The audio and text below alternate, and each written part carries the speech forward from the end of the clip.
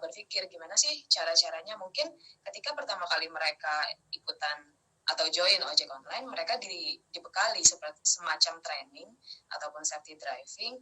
Namun ketika aku tanya itu sudah tidak berlaku lagi nih Bu. Gitu. Setelah berjalannya waktu itu sudah tidak ada lagi refreshment training, sehingga aku punya objektif untuk mencoba melatih lagi ataupun memberi sosialisasi bagaimana sih kiat-kiat untuk pengendalian emosi ataupun cara komunikasi yang baik kepada customer, sehingga customer yang tadinya marah ataupun tidak enak jadi setidaknya tidak kasih bintang 1 gitulah, sehingga nggak perlu disuspend ataupun di komentari jelek seperti itu. Jadi itulah kenapa objektif aku untuk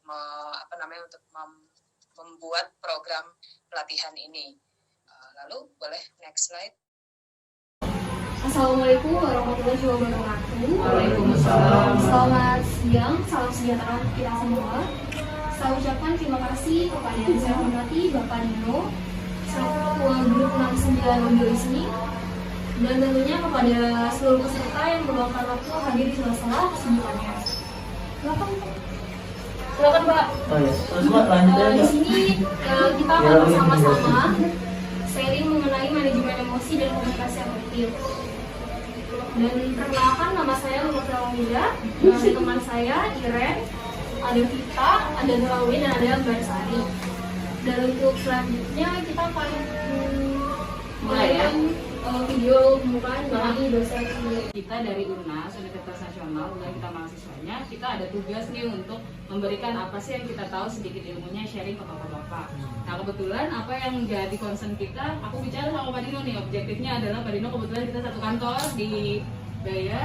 Aku nanya, Pak, Bapak kan ada side jobnya di luar yaitu ojek gitu ya. Apa sih kendala-kendalanya? Mungkin selain dari mungkin waktu itu yang dibilang Pak Dino awalnya adalah masalah atribut gitu ya. Atributnya ada yang mungkin nggak disuplai lagi sama Gojek atau sama Grab, mitra ojek online perusahaannya gitu ya. Cuma memang di situ concern kita nggak ke situ dulu, mohon maaf sebelumnya. Jadi lebih akhirnya kata Pak Dino, oh emosional Bu, kita masih suka emosi kalau ngadepin customer kan bermacam-macam, baik yang go ride ataupun GoFood dan lain-lain gitu ya. So aku bicara, oh mungkin bisa kali kita sharing. Aku juga nggak ahli dalam bidang kontrol emotion, tapi bisa kita belajar bareng-bareng ya bapak-bapak, biar bisa lebih lebih enak lagi nanti gimana cara ngadepin customernya. Lalu kita punya beberapa agenda hari ini. Selain pemaparan materi, kita ada pengenalan gitu ya, pengenalan dari kita teman-teman di sini sama ada dari dosen pembimbing kita. Lalu nanti ada contoh praktik sebelum aku ngasih materinya.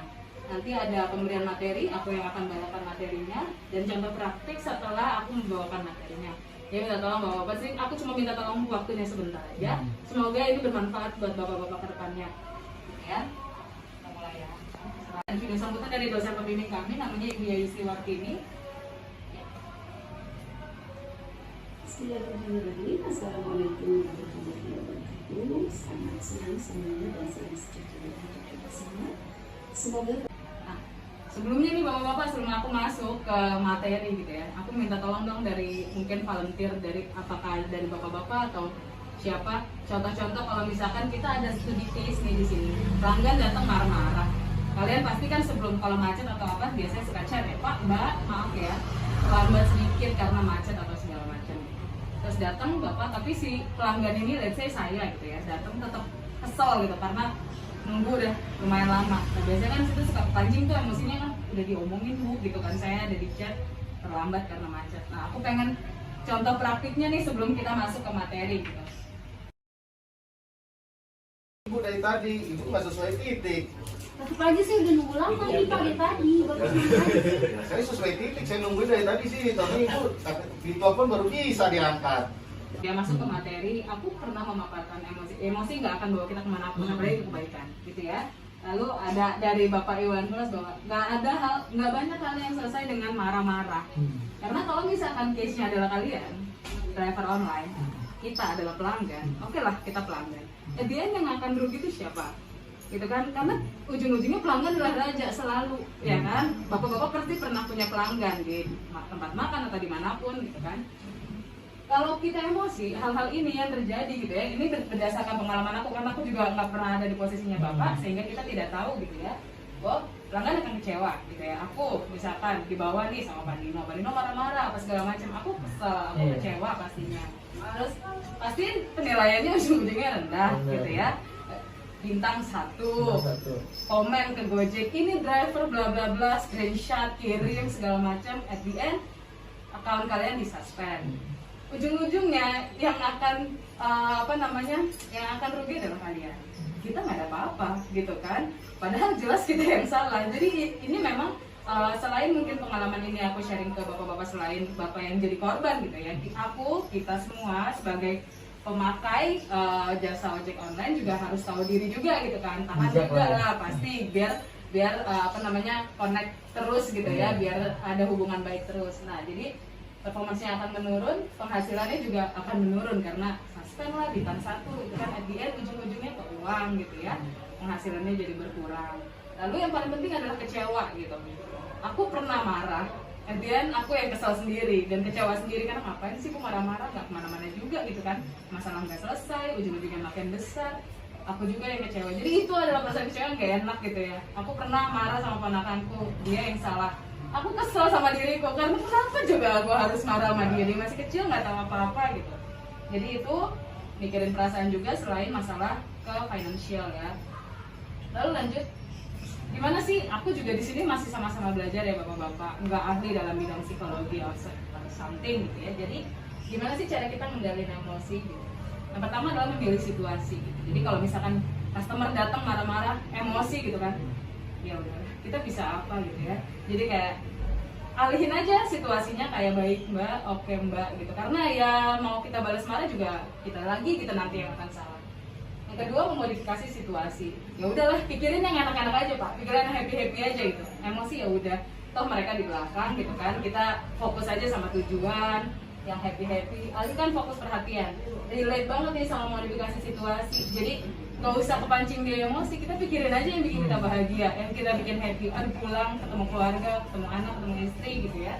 Terus ubah pemikirannya. Jadi sama kayak yang alihkan fokus perhatian. Pikiran juga kayak gitu, nggak usah lah pikirin customer yang di belakang. Toh dia turun, insya Allah udah reda gitu emosinya. Mungkin dia punya masalah pribadi, datang kita yang kena marah gitu kan. Nanti dia turun, udah emosi sehingga neken biar dia nggak ngasih bintang 1 aja sih ke kita gitu. Jadi masalahnya masalah siapa, kita yang kena imbas gitu kan. Lalu ubah respon. Nah, ini yang paling penting kan ya. Mungkin di sini juga kita sebagai manusia nggak bisa kontrol. Kalau emosi sama, gue juga lagi ada emosi, ketemu habis. Yang kalah siapa? Kita. Karena dia lagi-lagi ya udah lu marah, oke, bintang 1. Gojek lu tuh marah-marah sama gue, kalau lu suspend akunnya, ini gue screenshot, kita lagi gitu, maksudnya nggak bawa kemana-mana gitu. Gitu ya pak. Mungkin di sini lebih ke kayak biar nggak ada crash mulu aja nih gitu kan, ujung-ujungnya kan kayak emosi lagi itu sih pak yang mau aku tanemin gitu ya di sini. Aku punya contoh-contoh situasi gitu kan. Kayak apabila order dibatalkan kan pernah tuh ya, pasti ada kayak udah order mungkin udah masih buru-buru yang pelanggannya bener-bener dibatalin gitu kan. Kayak kita udah OTW ke tempat tujuan untuk mau di pick up, ternyata udah dibatalin. Nah mungkin aku bisa share kali apa yang tidak seharusnya dilakukan ya, kayak marah-marah terus mungkin lampiasin ke chat, or mungkin kalau penilaian untuk si pelanggannya masih oke lah ya di aplikasi, tapi kalau kayak langsung di teror secara pribadi ke WhatsApp atau ke message ya, atau kemarin telepon, itu bisa nggak? Kan bisa dong kan? Sekarang udah nggak bisa Gojek itu. Biarpun dari screenshot gitu nomornya. Nomornya bisa pakai. Oke, gitu ya. Nggak kayak dulu. Oh dulu bisa kayak gitu ya? Dulu banyak kejadian kan. Dulu indah. Dulu indah. Kayak gitu bisa chat ya. Bisa ujung-ujungnya gitu. Karena memang at the end kita harus menyesuaikan sama keadaan. Gak semua orang bisa menerima kita pemarah gitu ya. Jadi harus tetap dikontrol juga.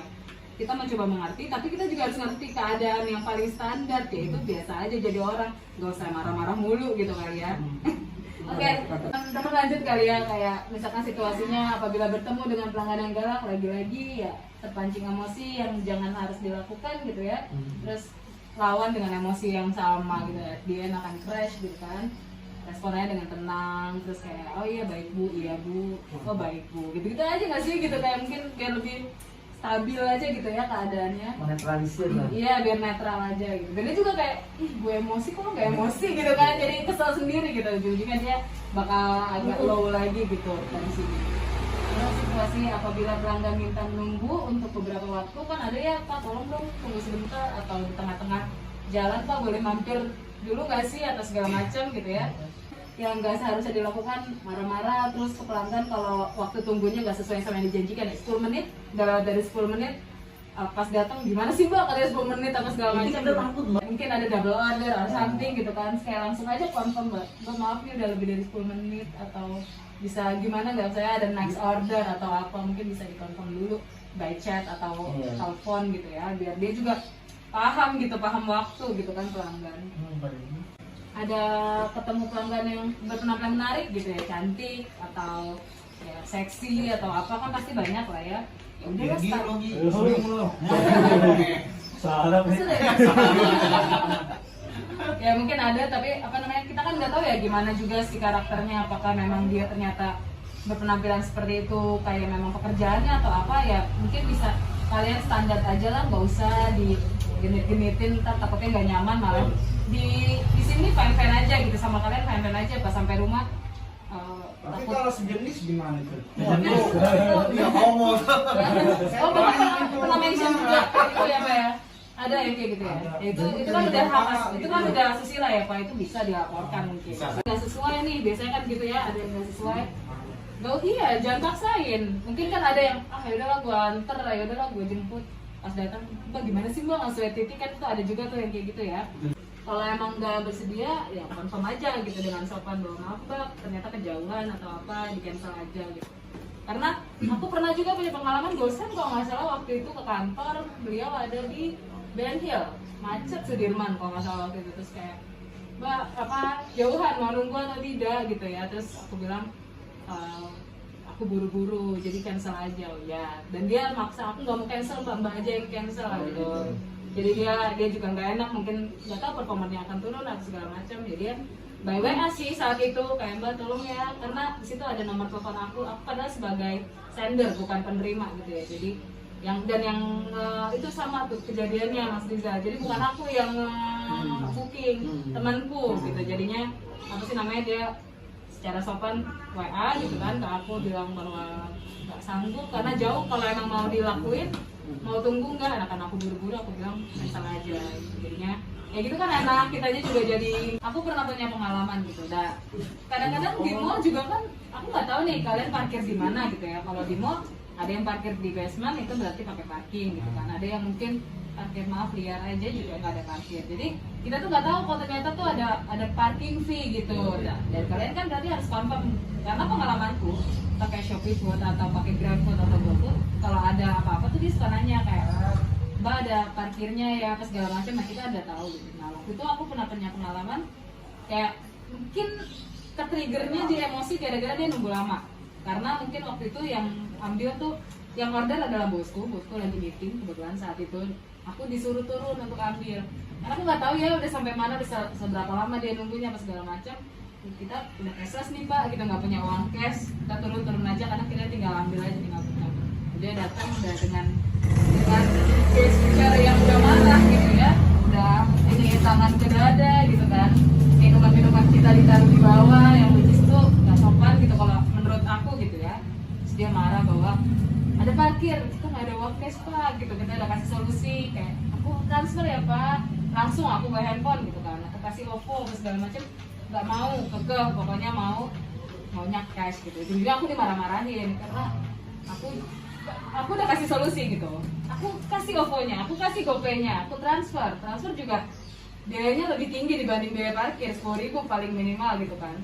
Gak mau juga, mungkin karena kesel. Aku paham kok situasi kalian gitu, situasi bapak itu mungkin udah lama makanya dia emosi, akhirnya nyusahin kita nih untuk pokoknya kalian tunggu, gue udah nunggu, kalian harus nunggu gitu. Nah mungkin dari sisi gue aku kesel, aku udah kasih solusi loh buat kalian gitu, udah mau aku transfer, udah mau aku kasih OVO, udah mau kasih GoPay, di depan mata kalian aku transfer saat ini juga karena aku nggak punya cash gitu. Jadi tapi kalian dari bapak itu maaf terus gitu nge-push kita untuk apa namanya, ya maaf gitu. Akhirnya kan aku juga emosi karena masalahnya kita udah kasih solusi. Kalau kita tepas tangan kayak ya udah lo salah, dan dia nggak confirm by chat bahwa ada parkir. Nah dari situ kan aku nggak tahu salah ya. Kalau menurutku kamu nggak confirm gitu ya, kamu nggak confirm ke saya kamu punya parkir fee, saya nggak tahu ternyata itu ada parkirnya.